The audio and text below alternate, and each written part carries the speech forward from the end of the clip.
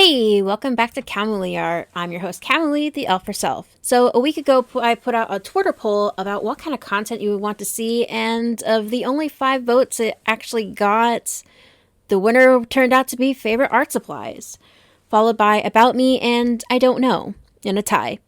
So, the next couple of videos will be about myself and then a random subject of my choosing. Be warned.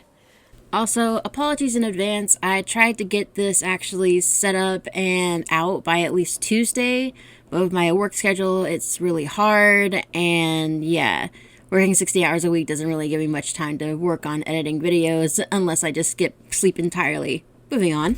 Alright, let's get to the art supplies. So, getting down to the basics, my favorite kind of paper to use is Bristol. It comes in different sizes, but I like to trim mine down to 8.5 by 11, which is about the same size as copy paper, though most of the sketchbooks you'll probably find for Bristol will come in 9 by 12, so yeah, it'll be a little bit bigger. It's really smooth for sketching, but if you tend to use alcohol-based markers like Copics, they're less likely to bleed through. Alright, speaking of sketching, my favorite pencils to actually sketch with more recently is actually the Prismacolor Col-Erase pencils. They come in packs of 12 or 24.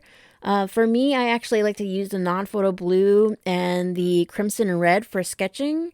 Non-photo blue is actually a type of blue that is not picked up by your typical scanners, which makes it really, really good for if you want to do like little bits of line art and you don't want to worry about trying to erase the blue afterwards. It doesn't get picked up by the scanners, so you can actually easily just scan your artwork in and then start coloring through any kind of digital program that you like to use.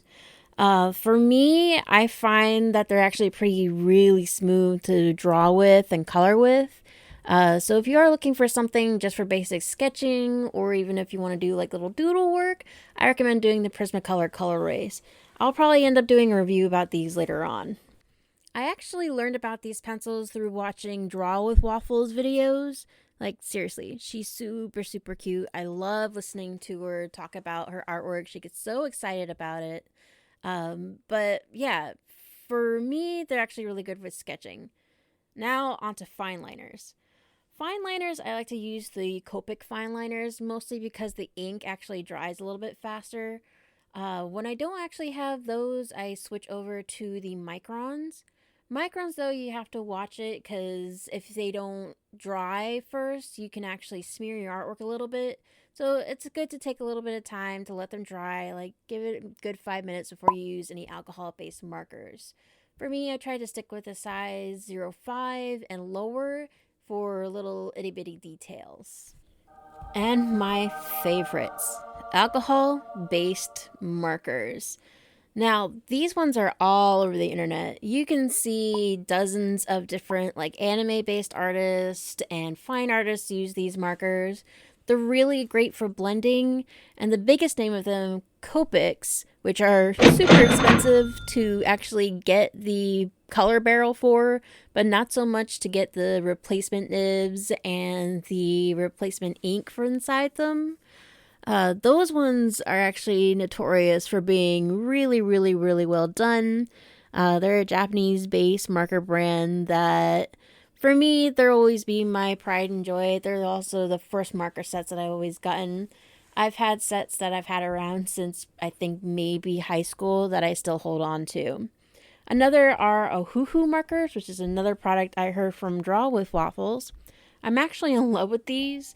Minus the fact that they don't have a brush nib and they only give you a limited amount of colors. I actually really like how these products blend together, and you can use them with Copics because, hey, they're both alcohol-based markers. I have the 80-piece set, but I also want to get the smaller sets just to see if I can get different assortment of colors from that I didn't get from the 80-piece set. And also because I'm a dirty, dirty hoarder. Overall, these are all the supplies I use in particular on a daily basis just to do kind of basic illustrations and doodles.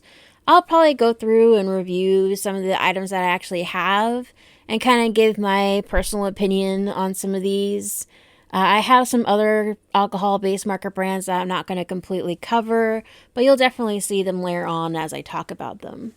If you want to see more about these tools, comment on the ones down below about the ones that I used, or maybe ones that you know about that I can go ahead and I can try for myself.